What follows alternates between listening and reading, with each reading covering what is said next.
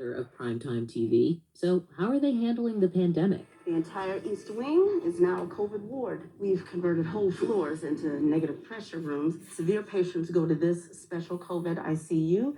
So far, we have enough ventilators. Well, what about PPE for the staff? We are reusing what we have, but we need more.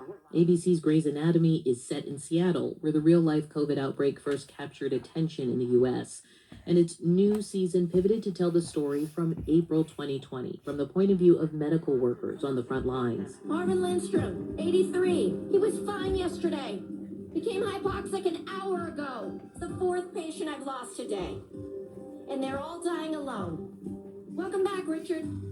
Much of the plot centers on the isolation felt by doctors, by patients, by their families, the isolation that keeps COVID out of sight and abstract to some of us who are trying to hold in our minds the risk and toll of a disease that took the lives of a record 2,800 people yesterday alone. Now, I know what you're thinking. Television is supposed to be an escape, and that's what showrunner Krista Vernoff thought as well. We asked her and Dr. Nasser Al-Azhari, a senior surgical advisor, to talk about that balance. So, when the pandemic hit, at what point did someone have to pick up the phone and say, I think we need to put this on the show? Well, we were still in production on season 16 when the pandemic hit, and the first phone call was, I think we have to shut down the show. And when we reconvened as a writer's room, the conversation started as, do we put this on the show? Are we putting this on the show? Why? Why would that be a debate? Well, the debate for me was, do people come to Grey's Anatomy for escapism at this point? I spent the whole quarantine watching Schitt's Creek and The Good Place, like totally escapist comedy, because the news was so dire. And so I said, I'm sort of 51-49. I'm voting no pandemic. And I said, who wants to convince me that I'm wrong? And one by one, most of the room raised their hands. Nasser particularly was persuasive because he had been on the front lines of it. And he said, this is the biggest medical story of our time. It's permanently changing medicine, and we have a responsibility to do it. We're the biggest medical show in the world. We have to tell these stories. Dr. Al-Azhari, you get to the writer's room and you hear the boss say, I don't really know. This is a bit much. Do you freak out? I mean, kind of what goes through your head when you raise your hand to say, actually, this is something you need to approach? We were kind of like returning into this fog. It was thick fog. We did not know what's happening. I felt like definitely we have to say that, tell stories about this, because this disease is our zeitgeist. You know, you get small details, muffled speech behind the mask. I don't know how you mic'd everyone, but people are wearing masks for a good deal of the time. But then there are scenes maybe where someone's mask is hanging to the side, or like, how did you decide to draw the line, right? Because at a certain point, what's real enough? And what actually gets in the way of storytelling? That is an ongoing conversation, and it's always threading a needle. I think that Nasser would tell you he wishes that all the doctors were wearing masks in every scene all the time because of best practices modeling. One of the things that I've had to do is find places where the doctors can go outside and get some air and maintain social distance and take off their mask and get a breath. I'm not symptomatic. Go home, Tom. Don't stop at the store. Just go home. Stay home. Try not to infect anyone else. Maybe you should put your mask back on. That is designed to let the audience see the actors' faces. And we've tried to do that in ways that feels as responsible as we can be and still make a TV show. And Krista, that's like the realism of what's happening in the real lives of doctors.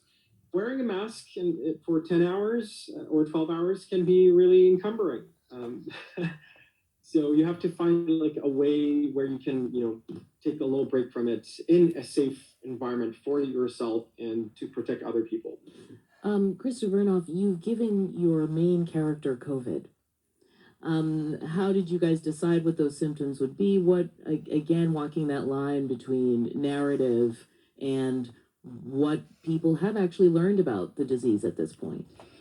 We talked about a bunch of stuff early on, and then scripts started to come in, and the writers had, Meredith being intubated like in episode 2 at the end of, and I was like, no, you guys, you got to slow your roll. Like, we've got somewhere to go. We've got to go somewhere. So The bigger challenge is finding ways to have humor and romance exist in the show while Meredith Grey is in the bed fighting COVID. But I mean, was there a whiteboard with like a list of symptoms? You know, kind of like, where do you start?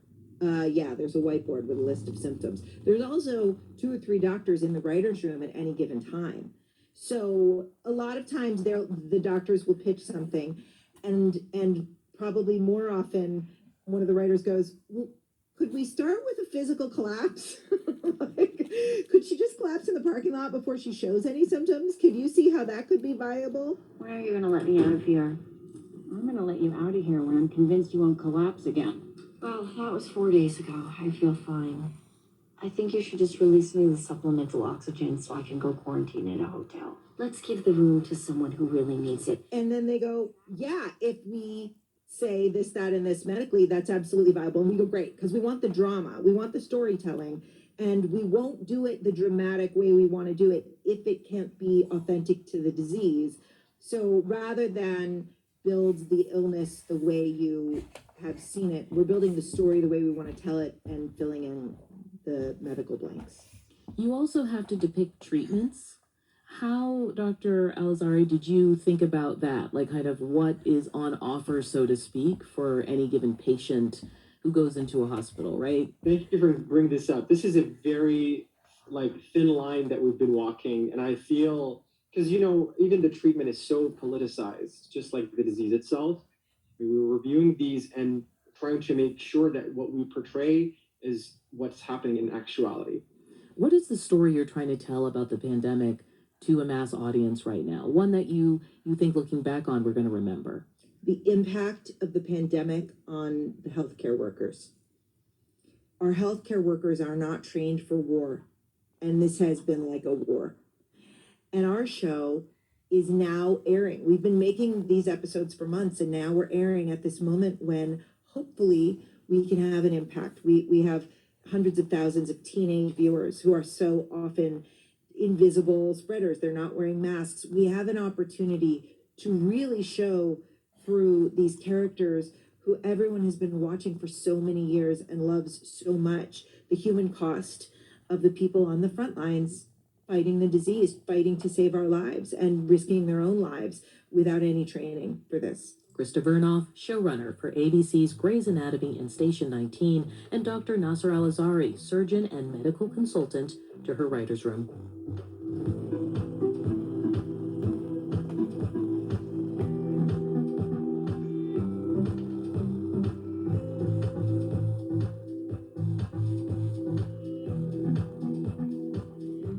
This is All Things Considered from NPR News. Support for NPR comes from this station and from Amazon Studios with the new film Sound of Metal. Riz Ahmed plays a drummer confronting his new world of silence after he abruptly loses his hearing. Also starring Olivia Cook. Starts Friday on Prime Video. From Capital One, offering Capital One Shopping, a downloadable browser extension that searches various sites for shoppers. What's in your wallet? More at CapitalOneShopping.com. From Subaru, with their annual Share the Love event, now through January 4th. Subaru and participating retailers have donated more than $200 million to help those in need. More at Subaru.com/share. And from Americans for the Arts. This is 90.9 WBUR. Clouds moving in tonight, hanging out for at least the first part of the weekend. Lows tonight in the upper 30s. Tomorrow's highs should make it to 55 with overcast skies. Chance of showers tomorrow afternoon. Saturday, rainy, windy, and raw in the mid-40s. That rain could turn to snow north and west of Boston.